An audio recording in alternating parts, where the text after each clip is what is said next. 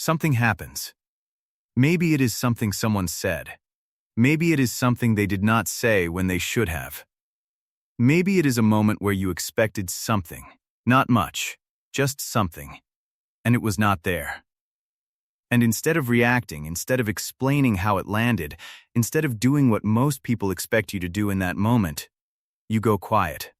Not cold, not dramatic, just quiet. You pull back, you process internally. And from the outside, to the people around you, it looks like shutdown. Like withdrawal. Like something that needs to be fixed or coaxed out of or apologized around until you return to normal. But something about that framing has always felt slightly wrong to you. Because from the inside, it does not feel like shutdown. It feels like the only honest response available. And you are more right about that than most people have ever given you credit for. There is a default assumption built into most social environments that expression is health and silence is damage. That the emotionally mature response to being hurt is to communicate it clearly, immediately, in words that the other person can receive and respond to. And yes, eventually, that matters. Communication is not optional in any relationship that actually functions. But that assumption skips entirely over something that happens before communication is even possible. Processing. Before you can tell someone how something affected you, you have to actually know how it affected you. And for a significant number of people, that knowledge does not arrive instantly. It arrives after quiet, after distance from the moment, after the initial flood of feelings settles enough that something clearer can be seen underneath it.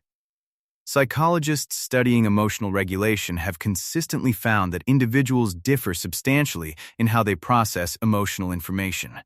Some people process outwardly. Talking through something helps them understand it. Others process inwardly. They need silence and space before they can access what they actually feel with any accuracy. Neither is more evolved. But only one of them gets treated as a problem. Here is what is actually happening neurologically when you go quiet after being hurt. The brain's threat response, the system that activates when something feels painful or destabilizing, produces a spike of cortisol and adrenaline that physically affects the prefrontal cortex, the part of the brain responsible for measured thinking, perspective, and considered response. In the acute phase of emotional pain, that system is genuinely impaired. This is not a metaphor. Researchers have documented that during periods of significant emotional activation, the capacity for clear, nuanced thinking is measurably reduced. You are not able to fully access your most sophisticated cognitive functions while the threat response is actively running. Going quiet is, among other things, the brain buying itself the time it needs to come back online properly. It is not avoidance. It is not immaturity. It is the nervous system doing something intelligent, waiting until the conditions for a real response actually exist before producing one. But there is something beyond the neuroscience that matters even more. Silence after being hurt is often an act of self-respect that people do not recognize as such because it does not look like anything from the outside. When you go quiet, you are refusing to perform a reaction. You are refusing to say something you do not fully mean because the moment demands a response and producing one feels expected. You are refusing to negotiate your own pain in real time, in front of the person who caused it, before you have had the chance to understand it yourself. That refusal is not weakness. It is a boundary that operates without announcement. You are not ready, and you are honest enough about that to not pretend otherwise. Most people cannot do that. Most people fill the silence because silence feels dangerous, like the relationship is at risk, like they are being difficult, like they owe the other person an immediate accounting of their inner state. So they talk before they are ready and say things they later have to walk back or explain or apologize for. You do not do that. And it costs you something socially. But it preserves something more important. There is a version of this, though, that is worth being honest about. Because going quiet can come from two very different places. And from the outside, they look identical. But from the inside, they are completely different things. One is the quiet of someone who is genuinely processing, moving through something internally, taking the time they need, building toward a real understanding of what happened, and what they need from it.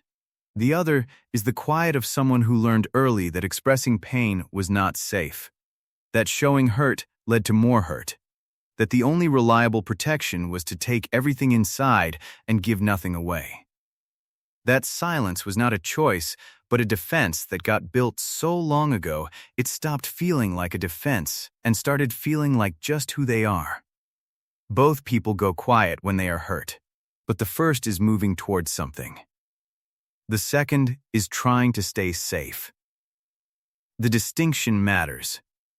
Not because one is better than the other in a moral sense, but because the second person often mistakes their defense mechanism for strength, and in doing so, never fully gets to experience what real strength in this area actually feels.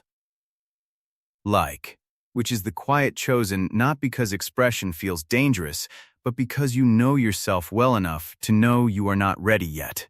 The people who go quiet and then come back, who return to the conversation or the relationship with something clear and considered and true, those people are doing something. That requires more emotional capacity than reacting in the moment ever does.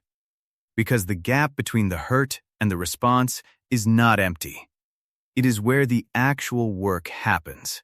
It is where you figure out what the thing actually was, what it meant, whether it was about this person or about something older, what you actually need from it, and whether what you need is even something this particular person can give. That work is invisible. Nobody sees it. Nobody gives you credit for it.